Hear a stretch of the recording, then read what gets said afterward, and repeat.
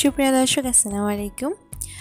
ঘরে কিভাবে আপনারা শাসলিক তৈরি করতে পারবেন আর খুব কম উপকরণ দিয়ে সেই রেসিপিটি আজকে দেখাবো। আর সেটা হচ্ছে চিকেন শাসলিক। তার কথা না বাড়িয়ে দেখে আসি কিভাবে খুব সহজে এবং মজাদার শাসলিক তৈরি করা যায়। আর আমার ভিডিওটা যদি আপনাদের ভালো লেগে থাকে তাহলে আমার চ্যানেলটাকে লাইক, কমেন্ট, শেয়ার করতে ভুলবেন না। তো আমরা মূল রেসিপিতে চলে যাই।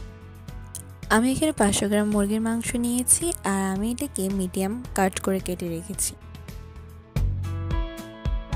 এরপর আমি এখানে 1 টেবিল চামচ আদা বাটা দিয়ে দিচ্ছি, 1 টেবিল চামচ রসুন বাটা আর হাফ চা চামচ গোলমরিচের গুঁড়া দিয়ে দিচ্ছি আর 1 চামচ মরিচের গুঁড়া। এরপর আমি এখানে 1 চা চামচ সয়া সস দিয়ে দিচ্ছি, ভিনেগার দিয়ে দিচ্ছি 1 চা চামচ। এরপর পরিমাণ মতো লবণ দিয়ে ভালো করে এটাকে মিশিয়ে নেব।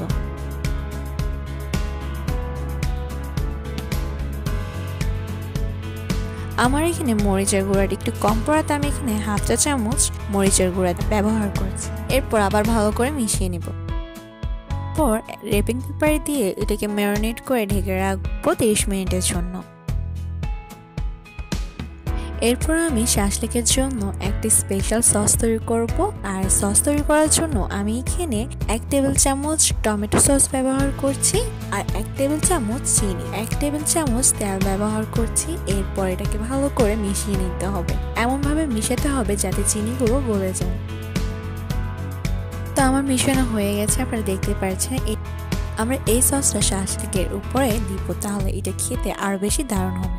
এরপর 30 মিনিট ম্যারিনেট করা মাংসগুলো দিয়ে এখন শাসলিক তৈরি করার পালা।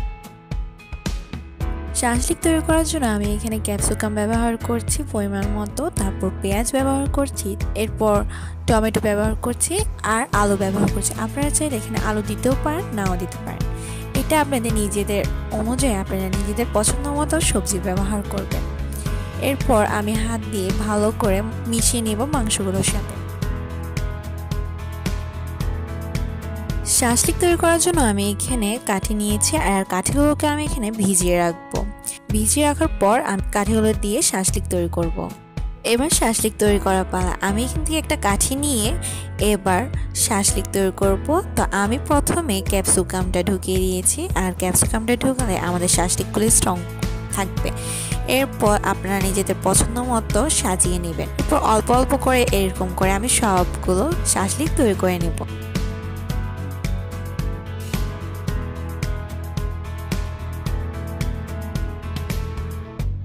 তো আমার শাসলিকগুলো তৈরি হয়ে গেছে, আপনারা দেখতে পাচ্ছেন। আমি আমার নিজের পছন্দ মতো করে আমি শাসলিকগুলো তৈরি করে নিয়েছি।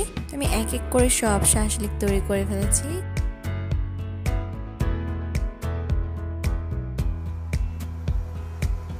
আমি শাসলিকগুলো তাওয়াতে তৈরি করব, আপনারা চাইলে ফ্রাইং প্যানও তৈরি করতে পারেন। তো আমি এখানে পরিমাণ মতো তেল দিয়ে আমি শাসলিকগুলো দিয়ে দিচ্ছি আর এখন শাসলিকগুলোকে আমি উল্টে পাল্টে ভেজে নেব। আর চুলার আঁচটা মিডিয়াম হিটে রাখে আমাদের এই শাসলিকগুলো তৈরি করতে হবে। আমার এক পাশ হয়ে গেলে আমি আরেক পাশ উল্টিয়ে দিচ্ছি। একটু সাবধানে এই কাজটা করতে হবে, নাহলে তেলে ছিটকা পড়তে পারে। তো আমি সবগুলোকে এভাবে উল্টিয়ে দেব আর এমনভাবে এটাকে ভাজতে হবে যাতে আমাদের মাংসগুলো ভালো করে সিদ্ধ হয়। আমি আবারও বলছি যে চুলাটা মিডিয়াম হিটে রেখে আমাদের এই শাসলিকগুলো তৈরি করতে হবে। এরপর শাসলিকের উপরে আমি যে সসটা তৈরি করেছি সেই সসটা আমি এখানে উপরে দিয়ে দিচ্ছি।